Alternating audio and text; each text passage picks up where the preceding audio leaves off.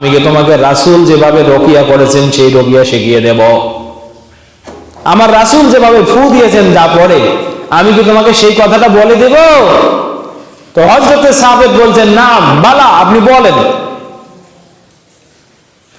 তখন তিনি বলছেন, ক্বালা আল্লাহুম্মা রাব্বান নাস মুযহিবাল বাস। ও আল্লাহ, তুমি মানুষের রব। আল্লাহ, হে আল্লাহ, আল্লাহুম্মা, হে আল্লাহ, রাব্বান নাস, তুমি মানুষের রব, মুযহিবাল বাস, তুমি যা কষ্টদায়ক সেটা দূর করতে পারো, দূর করি, তুমি কষ্ট দূরকারী। ইশফি আনতা শাফি,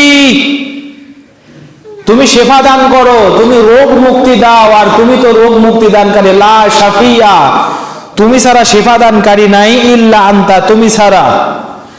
ইশফিহি শিফাআন লা ইউগাদিরু সাকামা, আল্লাহ তুমি এমন শেফা তাকে দান করো এই রোগের আর কখনো যেন পুনরাবৃত্তি না হয়। আল্লাহ রাসূল সাল্লাল্লাহু আলাইহি ওয়াসাল্লাম এই বলে তাকে শেফা দেন, আল্লাহুম্মা আনতা রাব্বান নাস মুযহিবাল বাস ইশফি আনতা শাফি লা শাফিয়া ইল্লা আনতা ইশফিহু শিফাআন লা ইউগাদিরু সাকামা। ও আল্লাহ, তুমি মানুষের রব, তুমি শেফা দানকারী, তুমি ছাড়া উত্তম শেফা দানকারী কেউ নাই, তুমি সমস্ত অকল্যাণ দূর করতে পারো, তাই তাকে এমন শেফা দান করো যেন এই রোগ আর কখনো ফিরে না আসে। এগুলো হলো আত্মরক্ষার দোয়া। পারবেন ইনশাআল্লাহ? সম্মানিত উপস্থিতি, এরপরে পৃথিবীতে কালো জাদু আছে। কালো জাদু, আসলে কালো জাদু বলতে কোনো কথা বিশ্বাসযোগ্য নয়। জাদু জাদুই। কিছু স্বার্থপর মানুষ আছে যারা নিজের স্বার্থ চরিতার্থের জন্য এই জাদুর মাধ্যমে অন্যের ক্ষতি করে, বান মারে।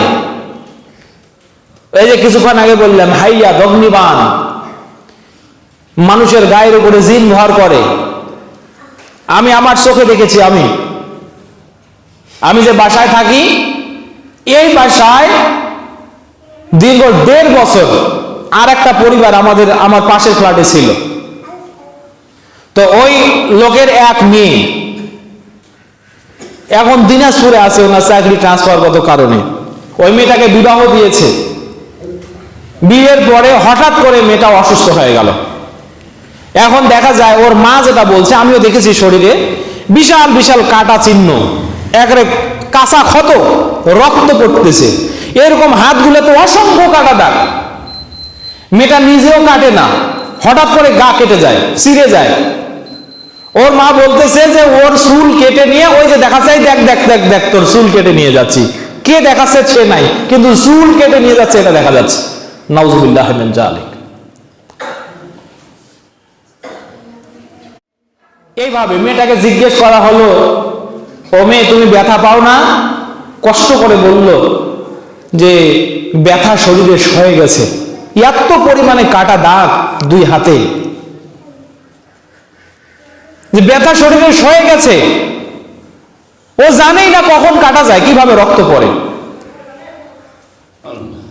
এত সুন্দর উৎফুল্ল একটা মেয়ে, তাকে এইভাবে শেষ করে দেওয়া হচ্ছে, এখনো সুস্থ হয়নি। এই কয়েকদিন আগে ডাক্তারের কাছে আসছিল, মানসিক রোগের যে ডাক্তার, সেই ডাক্তার বলছে যে ওগুলো তো আমরা বিশ্বাস করি না, এটা হতেই পারে না, অদৃশ্য বলতে এগুলো কিছু নাই, আপনারা মেয়েটাকে একাই রাখবেন না। ওয়াল্লাহু আলাম। তবে একটা মেয়ে যে সুস্থ কথা বলতেছে এত সুন্দর, হঠাৎ করে সে তার শরীর ছিঁড়ে যাচ্ছে, রক্ত বের হচ্ছে, একদম দগদগে কাঁচা কাটার দাগ, লাল মাংস দেখা যাচ্ছে। আমি দেখেছি কয়েকটা দাগ। এবং সেদিনে শুক্রবার আমি আসতেছি, রাস্তায় দেখা। সম্মানিত উপস্থিতি, এগুলো হয়, মানুষ এগুলো করে। কে কি কারণে করছে সেটা আমরা জানি না, তবে এটা হওয়াটা খুবই সম্ভব। এই যে হয়তো কোনো একটা কারণ আছে যে কারণে হচ্ছে। তো এগুলা থেকে বাঁচতে হবে। এগুলো থেকে বাঁচার জন্য একটাই উপায়, সেটা হলো আপনাকে কোরআন এবং আল্লাহর রাসূল সাল্লাল্লাহু আলাইহি ওয়াসাল্লামের সুন্নাত মাফিক শেফা গ্রহণ করতে হবে। কারণ আল্লাহ তাআলা বলছেন সূরা বনী ইসরাঈল আয়াত নম্বর 82, ওয়া নুনাজ্জিলু মিনাল কুরআনি মা হুয়া শিফাউ ওয়া রাহমাতুল লিল মুমিনিন ওয়া লা ইয়াজিদুয যালিমিনা ইল্লা খাসারা।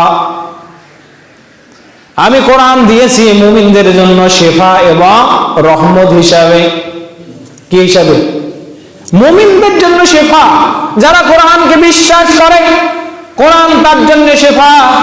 আর যে কোরআনকে বিশ্বাস করে না, আল্লাহ তাআলা বলেন ওয়ালা ইয়াজিদুয যালিমিনা ইল্লা খাসারা। কোরআনকে যে বিশ্বাস করে না, কোরআনকে যারা কুফরি করে, এই কোরআন তার জীবনের ঈমান, তার জাহান্নামের যে ক্ষতি হবে, এই ক্ষতিটা আরো বাড়িয়ে তোলে। তার ক্ষতি আরো বাড়িয়ে তোলে, তার ঈমান বাড়বে না। কিন্তু কোরআনকে যারা বিশ্বাস করবে, মনে রাখবেন আল কোরআন শিফাউন লিজাসাদিক ওয়া লিনাফসিক। কোরআন আপনার অন্তরের শিফা, কোরআন আপনার স্বাস্থ্যের শিফা। ওয়া রাহমাতুন ফিদ দুনিয়া ওয়াল আখিরা। এই কোরআন আপনার দুনিয়ার জন্য রহমত, আখিরাতের জন্য